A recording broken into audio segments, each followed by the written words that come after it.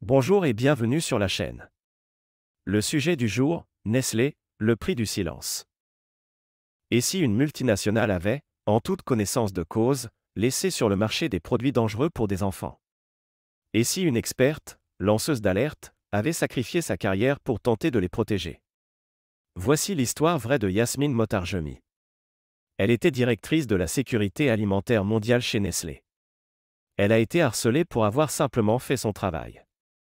Voici ce que Nestlé aurait préféré que vous ne découvriez jamais. Comme toujours, voici les sources vérifiables du contenu.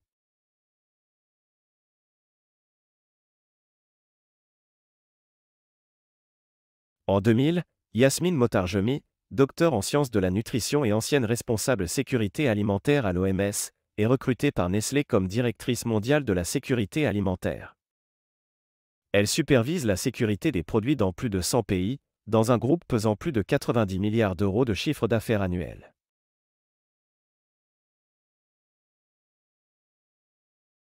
En 2002, deux plaintes de parents signalent des étouffements chez des bébés ayant mangé des biscuits pour enfants Nestlé.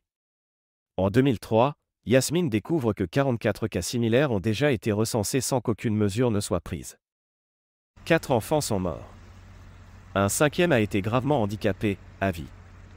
Et pourtant, Nestlé n'a pas retiré ses produits. Les biscuits seront modifiés, plusieurs années plus tard. Sans jamais reconnaître la moindre faute. Le responsable du produit, lui, est promu.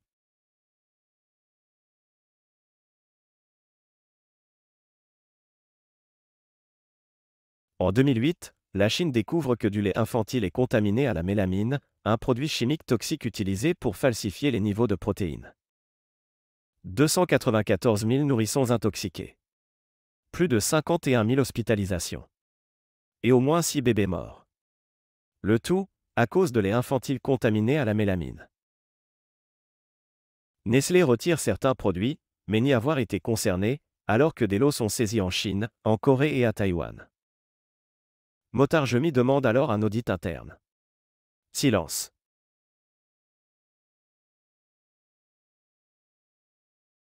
Yasmine Motarjemi signale aussi. Des pots pour bébés, pourris. Défaut de stérilisation. Aucune enquête. Des glaces contaminées au staphylocoque doré. Le produit est relancé, sans aucune correction. Du lait infantile, contenant des débris plastiques ou métalliques. Mis en vente. Des croquettes pour animaux, avec un colorant cancérogène, le Sudan Red. Retiré, mais seulement après une forte pression publique. Et du miel chinois, chargé d'un antibiotique interdit en Europe, le chloramphénicol. Signalé, mais tout de même vendu.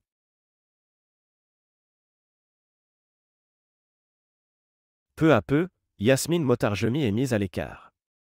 Des dossiers disparaissent. Ses responsabilités lui sont retirées. En interne, on la discrédite. En 2006, elle est remplacée sans aucune consultation. En 2009, on la déclare inapte au dialogue. Sans motif et sans preuve. Et en 2010, elle est licenciée. Officiellement, pour divergence d'opinion.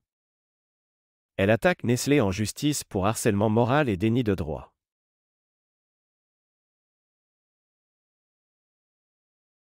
13 ans de procédure. 13 ans face à un géant mondial. Yasmine Motarjemi y consacre près d'1 million de francs suisses de sa poche. En décembre 2020, la justice tranche. Le tribunal cantonal de Vaud reconnaît que Nestlé a exercé un harcèlement moral. En 2023, Nestlé renonce à faire appel. La vérité est enfin reconnue. Mais à quel prix? La condamnation devient définitive. 2 millions de francs suisses pour perte de gain. 100 000 francs pour couvrir les frais de justice. Et pour le tort moral? Un franc symbolique. Un montant jugé dérisoire par les ONG et les défenseurs des lanceurs d'alerte.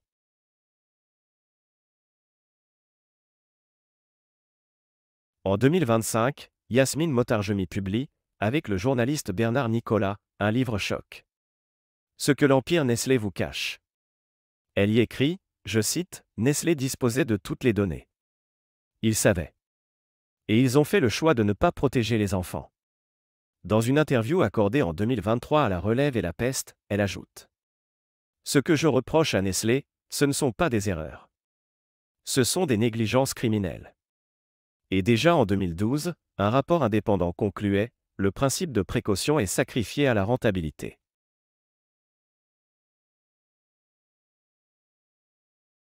En 2020, elle reçoit le prix Courage du journal Béobacter, en Suisse. Elle devient un modèle pour les lanceurs d'alerte dans l'agroalimentaire, aux côtés d'Irène Frachon ou Stéphane Aurel. Son combat est aujourd'hui étudié dans plusieurs universités de droit et d'éthique médicale. Nestlé a laissé sur le marché des produits que ses propres experts jugeaient dangereux. Des enfants ont été blessés, certains sont morts. Yasmine Motarjemi n'a jamais reculé et a remporté une victoire historique. Mais combien de familles auraient pu être épargnées si on l'avait simplement écouté? Mais cela ne s'arrête pas là, puisque le nouveau président du Forum économique mondial en 2025 est Peter Brabeck-Letmathe, qui a été PDG de Nestlé de 1997 à 2008 et président du conseil d'administration jusqu'en 2017. Il a été nommé à la tête du WEF en avril 2025, après la démission du gourou Klaus Schwab, fondateur de l'organisation européiste. Lui-même poussé à la porte suite à des plaintes de malversation financière, de racisme anti-noir et de harcèlement sur des femmes. Des faits très graves. Pendant son mandat chez Nestlé, Brabeck-Letmathe a supervisé l'entreprise durant la période où Yasmine Motarjemi a signalé des problèmes de sécurité alimentaire. Il a également été critiqué pour ses déclarations controversées sur la privatisation de l'eau, affirmant que l'eau ne devrait pas être considérée comme un droit humain universel, mais plutôt comme une denrée ayant une valeur marchande. Sa nomination au WEF a suscité des préoccupations, étant donné son historique chez Nestlé et les controverses associées.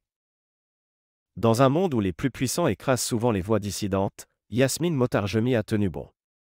Grâce à elle, des vies ont peut-être été sauvées. Ce combat ne concerne pas seulement Nestlé, il nous concerne tous. Défendre les lanceurs d'alerte, c'est défendre notre santé, notre démocratie et notre avenir. Abonnez-vous, partagez ce message, et surtout, n'oubliez jamais que le silence peut tuer.